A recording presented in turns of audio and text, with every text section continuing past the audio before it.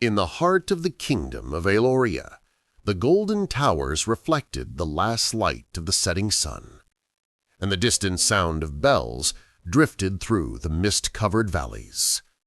The royal palace rose over dark green hills with its tall arches, sapphire-stained glass windows, and ivy-covered walls.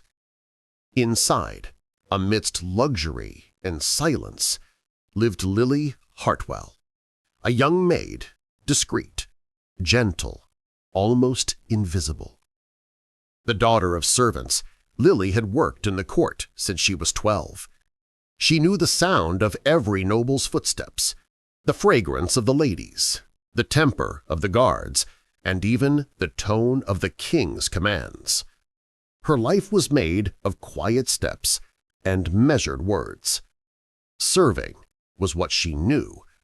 Dreaming was what she should not. Yet, on nights when her duties were done and the corridors slept, Lily would let her gaze slip through the tall windows. Outside, the village lights shimmered like stars upon the earth. She wondered what it would be like to live without the weight of orders, without the need to bow her head, to be simply free. But freedom was a dangerous word in Aloria, especially for those born without noble blood. Still, there was a flame within her, a stubborn longing to see the world beyond the gates. And that flame, quiet and timid, would be the one to change everything. At the other end of the same palace, behind heavy curtains and surrounded by talkative advisors, lived Prince Edward Alric, heir to the throne. He was everything a king could want in a son: educated, skilled with a sword, a natural diplomat. But what the people saw as virtue, he felt as a cage. Since childhood, Edward had been molded into the symbol of the kingdom. He had learned to speak like his father, smile like his mother, and hide his doubts beneath the cloak of elegance. And now, at 25, his fate was sealed. In a few months, he would marry Princess Evelyn of Dravorn, the enemy kingdom. The marriage would bring peace, but in his heart there was only emptiness. Every night, Edward would stare at the maps spread across his desk, tracing the lines of the borders. The king said he was born to unite two realms. But Edward knew the truth. He was being traded like a coin, a life exchanged to erase a war. In the eyes of the people, he was the future of Aloria. But in his own eyes, he saw only a man who had never chosen his own path. It was late afternoon when fate decided to intertwine their stories. The sun was bidding farewell in shades of copper when Prince Edward left the castle for a ceremonial hunt. He rode at the head of his small group of guards, his blue cloak fluttering in the wind, his mind elsewhere. The air was crisp, the sky fading into lilac, and the oak woods whispered as if carrying ancient secrets. At that same moment, Lily was crossing the forest path, carrying a message from the servants to the hunting lodge, one of the many quiet tasks that filled her days. She held her cloak close to her body to shield herself from the wind, counting her steps carefully so as not to lose her way among the trees. But fate, capricious and restless, rarely allows the ordinary to remain so. That was when the sharp sound of an arrow sliced through the air. A scream echoed. Then another. The horses neighed in panic, and the silence of the forest was torn apart by chaos. Arrows rained down from the top of the hills, swift, deadly. A group of Dravonian rebels, enemy spies in disguise, had set up an ambush. The guards fell one by one. The prince tried to fight back, but one arrow struck his shoulder, throwing him off balance. His horse reared, and he was thrown harshly to the ground. From the other side of the path, Lily watched, frozen in place. Her heart pounded like a drum inside her chest. She should run, anyone would, but for some reason she couldn't explain, her feet carried her forward. The clash of steel, the shouts of the guards, the rustle of leaves, all blended into a distant hum. Lily saw only the prince lying on the ground, bleeding. She ran, stumbling over stones, her heart racing wildly. Grabbing the fallen shield of one of the guards, she lifted it just in time to block another arrow that came whistling from above. The impact burned her arm, but she didn't back away. With effort, she pulled the prince behind a cluster of rocks. He groaned in pain, his breathing shallow. Lily tore a piece of her dress and pressed it against the wound in his shoulder. The smell of iron, blood, mingled with the scent of damp earth. The world seemed to hang still. "Why?" he gasped, his eyes half open. "Why are you helping me?" She took a trembling breath. "Because it's what you do when someone has fallen." It was the simplest and truest answer she could have given. For a moment, his eyes met hers. There was confusion, pain, but also something new, a glimmer that for an instant made time stop. Back at the castle, the king demanded answers. His son, wounded. The attack, a direct threat from Dravehorn. And in the middle of it all, a maid, a commoner. When Lily was summoned before the king, her whole body trembled. The steps leading into the great hall felt taller than mountains. "A maid?" The king's voice struck like steel. "Yes, father," the prince replied, standing beside him. "I saved my life. Then reward her with coins and send her away. We already have enough guards." "No." Edward lifted his chin, defiant. "I want her to stay, under my personal protection." The hall fell silent. The king studied him for a long moment, eyes hard as stone. "You've always been merciful, Edward. But beware, even mercy comes at a price." Lily bowed deeply, not daring to lift her gaze. But when the prince turned to leave, she caught a glimpse of something in his face. Something that wasn't just gratitude. It was curiosity, fascination, a feeling neither of them dared to name. In the days that followed, Lily was appointed as personal assistant to the prince's chambers, a position far above her station. Other servants whispered, and the ladies of the court regarded her with disdain. But Edward didn't seem to care. For the first time, Lily saw up close the world she had only ever watched from afar. The golden banquets, the war maps, the councils between kingdoms.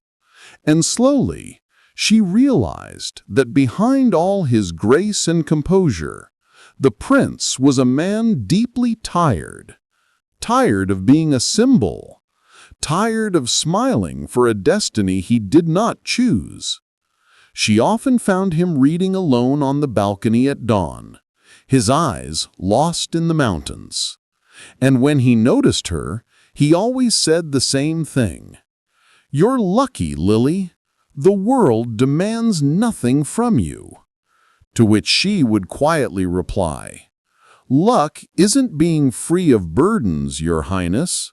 It's being able to choose which ones to carry." Those conversations, simple, brief, hidden between duties and silences, began to repeat, and each word was a spark in the dark. As the weeks passed, something inside them began to change. Edward tried to ignore what he felt. He knew his marriage to Princess Evelyn was imminent, and any rumor could destroy the peace treaty.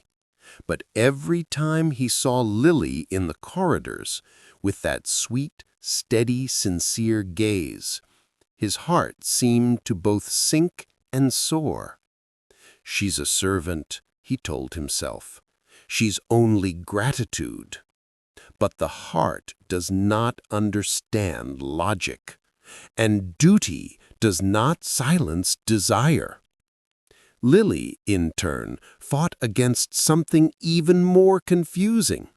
She knew the prince was unreachable, and yet something about him called to her. He spoke to her as no one ever had, with respect, curiosity, and genuine attention. And at night, when she returned to her modest room at the back of the castle, her heart burned with a kind of sweet fear, a fear called hope. One morning, while helping the prince review border maps, Lily cut herself on the sharp edge of a metal ruler. A small wound, but deep. She tried to hide it, but Edward noticed. "You're bleeding." "It's nothing, Your Highness." He took her hand before she could pull away. The touch was light, almost reverent. She froze. For a moment, the entire world disappeared. Only the sound of two hearts, so different yet so close, filled the air. Edward looked up, and for an instant, the prince and the maid ceased to exist. They were just a man and a woman, breathing the same air. Then he released her hand, slowly, as if returning something sacred. "Forgive me. I forgot who I'm supposed to be." Lily bowed her head, her voice barely audible. "And I, Your Highness, forgot who I'm allowed to be." That night, Edward lay awake, staring at the fire in the hearth.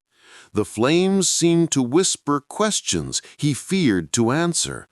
What is honor when the heart asks for something else? What is duty if not a gilded cage? He knew he loved a woman the world would never accept, and worse, he knew he had no right to love her. Meanwhile, on the other side of the castle, Lily prayed in silence, asking for strength to forget what she felt. But deep down, she knew it was already too late. Two hearts, as distant as the kingdoms of Eloria and Dravorn, had found each other. And nothing, not the crown nor destiny itself, could undo what had already begun to bloom. The palace of Valmir was never the same after that attack. The walls seemed to whisper the story of the day the heir to the throne was nearly killed and saved by a nameless maid. Lily had been taken to the infirmary chambers, her leg bandaged and her heart in turmoil. She didn't know whether she would be rewarded or punished. In the palace, a servant's heroism was often mistaken for insolence. For the first few days, she heard rumors from afar. Prince Edward had survived, but was confined to recover from the wound on his shoulder. At night, as the wind swayed the thin linen curtains, Lily dreamed of his gaze, that fleeting moment in the forest when the world seemed to fit within a single breath. And then, on the fourth day, the door opened. The days went by, and Edward began to visit her often. He brought fruits, books, and small flowers from the garden. Things a prince shouldn't be carrying, yet he did, under the disguise of kindness. They spoke of the world beyond the castle, the forests Lily had never seen, the festivals he only watched from afar, trapped among counselors. She spoke little, but when she did, he listened as if discovering the sound of his own soul for the first time. "My lord," she said one night, gazing at the moonlight through the window, Don't you understand the risk of being here? If someone sees us, you could be accused of dishonor." He chuckled softly. "That like the moon be our only witness." And for some reason, that was enough to make her smile. Without noticing, his visits became a routine. Lily no longer asked herself, "Why does he come?" but "When will he come?" Her heart, which once beat to the rhythm of fear and duty, now followed the uncertain pace of hope. One rainy afternoon, Edward appeared without his escort. His cloak was soaked, and his hair dripped small beads of water that slid down his face. She rose quickly. "Your Highness, you'll catch a cold. You should have sent someone." He reached out, taking her hand. "Don't call me that." Lily froze. The touch was gentle, but something deep passed between them, like the moment before a storm breaks. She wanted to step back, but couldn't. "Then, how should I call you?" "Edward." It was the first time she spoke his name without title, without walls. A sound that seemed simple, yet carried the weight of the impossible. Time stood still. The wind whispered against the windows, and the firelight cast golden reflections over her skin. Lily slowly withdrew her hand, but it was too late. The heart had already decided what both still feared to admit. In the weeks that followed, the prince and the maid found ways to see each other without arousing suspicion. Sometimes he left notes hidden among the flowers in the greenhouse. Other times she carried water to the upper chambers, where he pretended to study with the counselors. Every glance exchanged was a risk, every word a secret. But it was within danger that their love bloomed, pure, stubborn, and at the same time inevitable. Lily began to notice how deeply duty imprisoned him. Edward smiled before the people, but there was a quiet sorrow in his eyes, as if he knew his fate was already written, and that there was no place in it for what he felt. One night, during a ball held in honor of the Princess of Dravorn, Lily watched from behind the marble columns.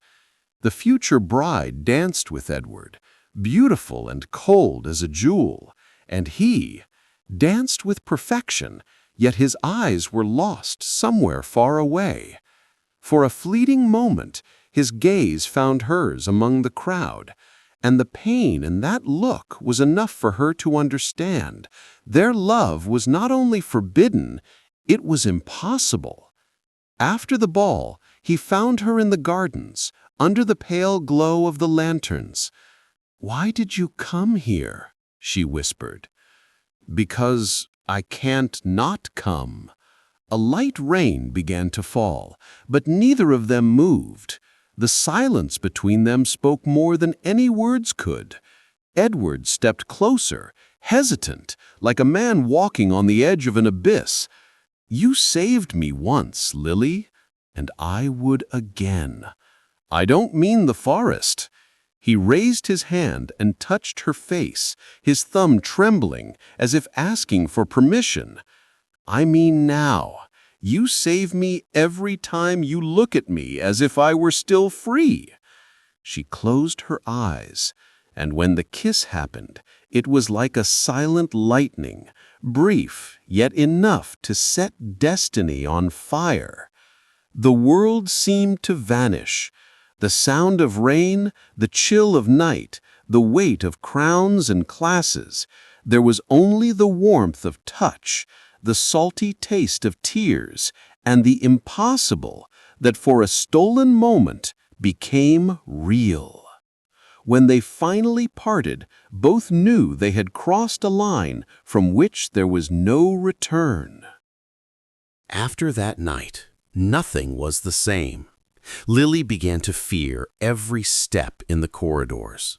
The maids whispered, the guards watched too closely, and the king, with his stern expression, seemed to sense the wind of change. Edward, in turn, had become restless. During council meetings, he drifted off, staring out the window, perhaps searching for the reflection of a face that reminded him who he truly was. "My son," said the king one morning, "Dravorn awaits your oath. The treaty will be signed at the next moon. You will marry for Valmir's peace." And in that moment, Edward felt the weight of every crown in the world upon his shoulders. That night, he went to see Lily one last time. She was waiting for him in the old library, the only place no one dared to enter. The air smelled of parchment and melted wax. "They told me the wedding will be in a month," she whispered. He nodded, his voice trembling. "And still, all I can think about is you." She wanted to say, "Forget me," wanted to be strong, but the words died in her throat. "And what will become of us?" "We were never allowed, Lily, and yet we exist." He took her hands, desperation glimmering in his eyes. "Let me go with you," she pleaded.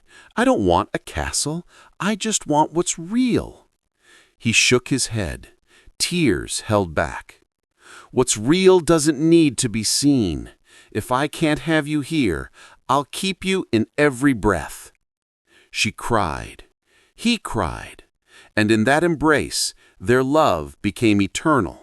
Not because it would last, but because it had survived the impossible. That night, as he left, Lily knew that something inside her left too. But love, when it is true, has the power to defy time and to wait for the impossible. The bells of Valmir rang loud that night, not in warning, but in celebration. The palace was adorned with gold and wine, and the grand hall gleamed with crystal chandeliers and flowers imported from Dravorn. It was the engagement ball of Prince Edward and Princess Amara, an event meant to seal peace between two kingdoms weary of war. But peace, to him, sounded like a sentence.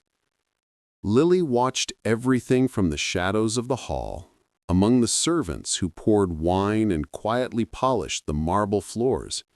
Her simple dress hid the bandage on her leg, a reminder of the day she had saved the prince. Since then, she had avoided meeting his gaze.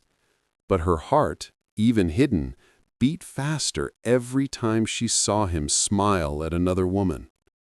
And that night, Edward saw her. Even among 200 people, even under the blinding glow of chandeliers, she was there. Her eyes lowered, but her soul aflame.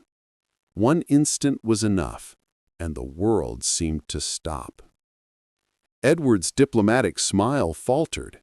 Princess Amara spoke to him, but he no longer heard. The bitter wine in his glass couldn't make him forget the taste of Lily's touch, her blood-stained hands saving his life, the trembling sound of her voice whispering his name. "Your Majesty?" the princess called, puzzled. He blinked, regaining composure. "Forgive me, I lost myself for a moment." But inside him, the storm was already rising. Later that night, when the laughter from the hall had faded into the distance and the stars blanketed the garden, Lily walked quietly among the rose bushes, carrying a tray of forgotten glasses. That was when he appeared, between shadows and the scent of flowers. Lily.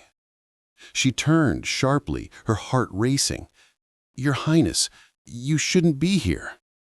Nor should you be alone at night. I serve the palace. Solitude is no stranger to me." He stepped closer.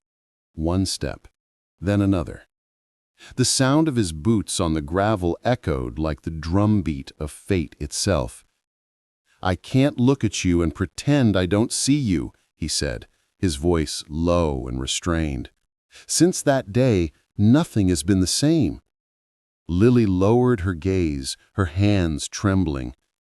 "Don't say that, my lord. There are things that must never be spoken, nor dreamed." "But they already have been," he replied with a faint, sorrowful smile. "And dreams, Lily, don't turn back." The silence between them grew heavy, almost tangible. A soft breeze brushed through her hair, and for a moment he lifted his hand, hesitant. The first touch, conscious. His fingers grazed her cheek gently, as though touching something sacred. Lily closed her eyes, feeling warmth rise in her chest. "If someone sees us," she whispered. "Let them see. I don't care." "But I do," she said, her voice breaking. "They would never forgive me. Not the king, not the people, not even God." He looked at her, pain and tenderness entwined in his eyes. Then he drew her close, slowly, as if defying time itself. And the kiss happened. It was sweet and tragic. A silent vow. The beginning of something that could never have a future, and yet felt eternal. In the days that followed, the palace seemed to breathe secrets. Furtive glances, locked doors, messages left beneath silver plates. Lily and Edward met when the world slept, and the love that had once been forbidden began to bloom amid fear. But every passion that grows too bright draws attention, and the walls of a castle have ears. One morning, the Queen Mother found Lily in the corridor of the royal chambers. Her gaze was cold, piercing. "They say the prince spends too much time among the servants. Tell me, girl, what do you have that distracts him so from his throne?" Lily said nothing. She only bowed her head, feeling her blood turn to ice. From that day on, she was forbidden from serving in the prince's wing. But Edward would not accept it. That night, he entered her quarters without hesitation. The moonlight fell across his face, tense, determined. "They want to keep you away from me." "Perhaps they should," she replied, fighting back tears. "You have a kingdom, a name, a destiny, and I am only someone destiny forgot." He knelt before her. "Don't say that. Destiny didn't forget me. It gave me you."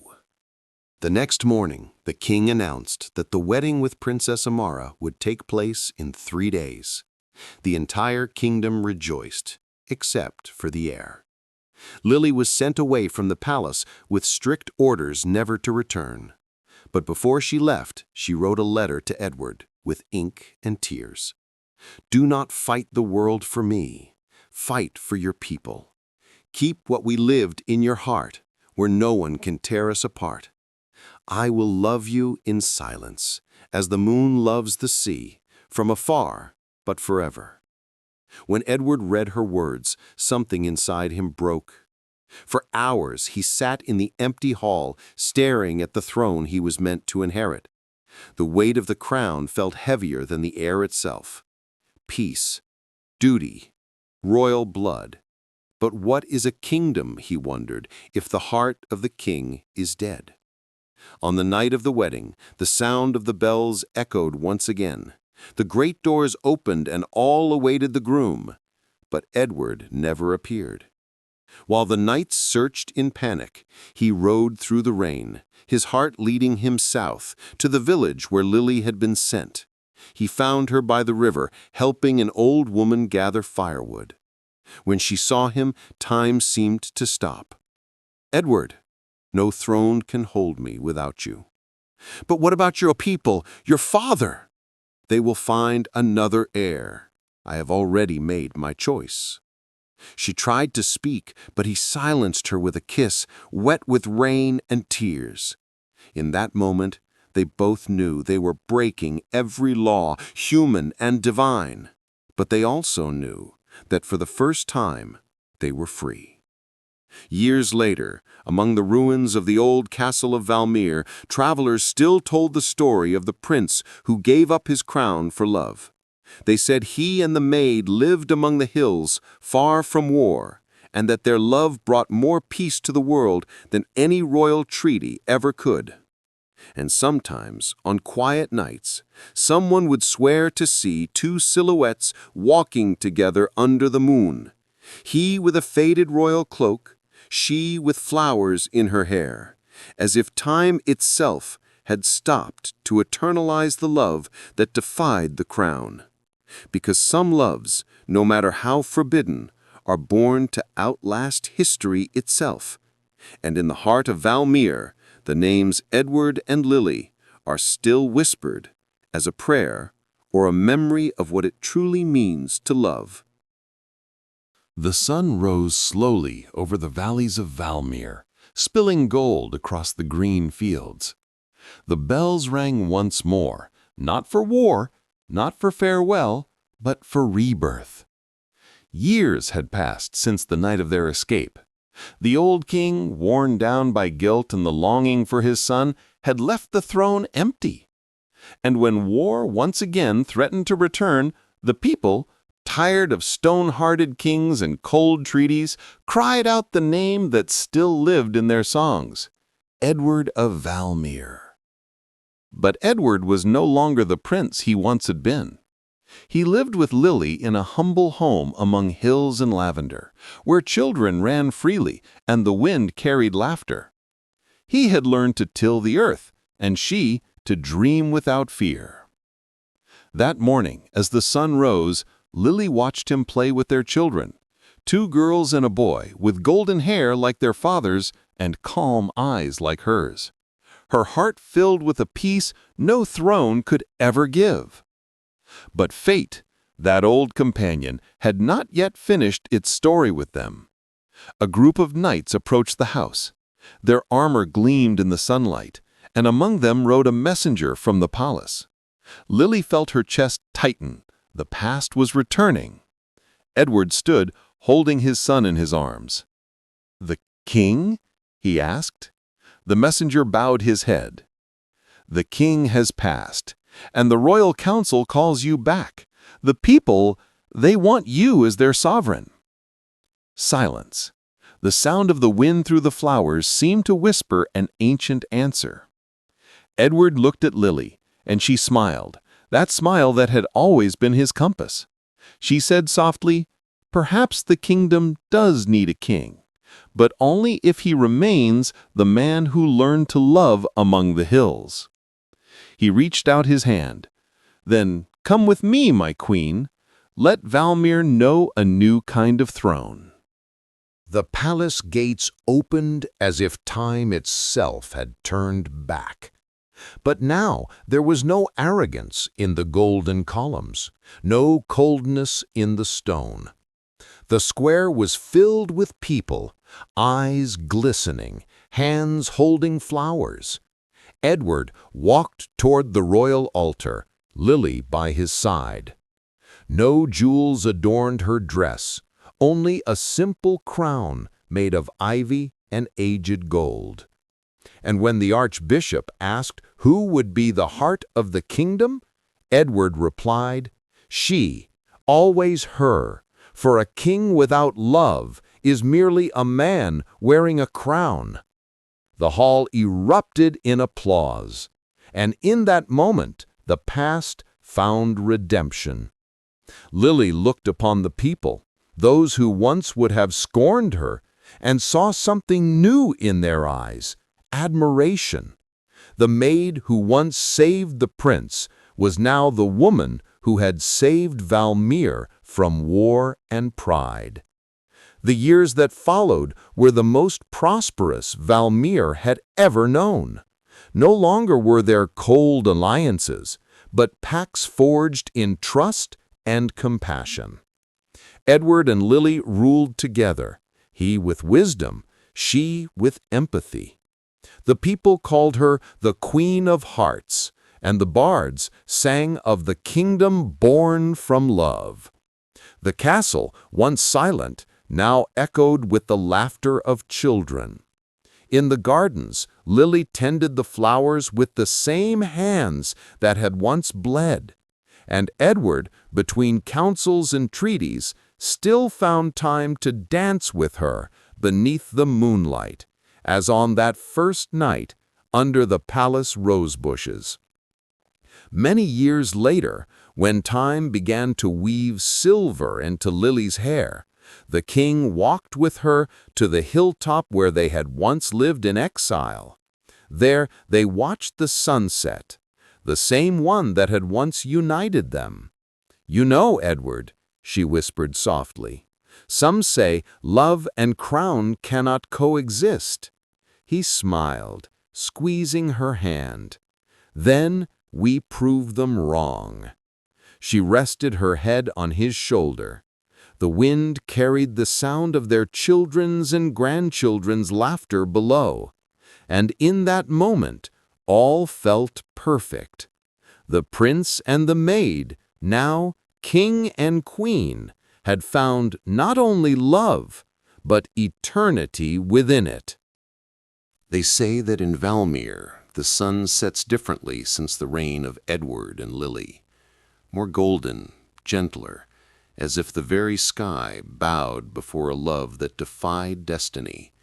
And on clear nights beneath the stars, many swear they can still hear echoes of an old song, a soft murmur carried from the hills. Love is not duty. Love is what remains when all else fades away. And so the kingdom of Valmere was not remembered for its wars, treaties, or victories, but for the story of two hearts who dared to choose each other and turn the impossible into eternity. The end.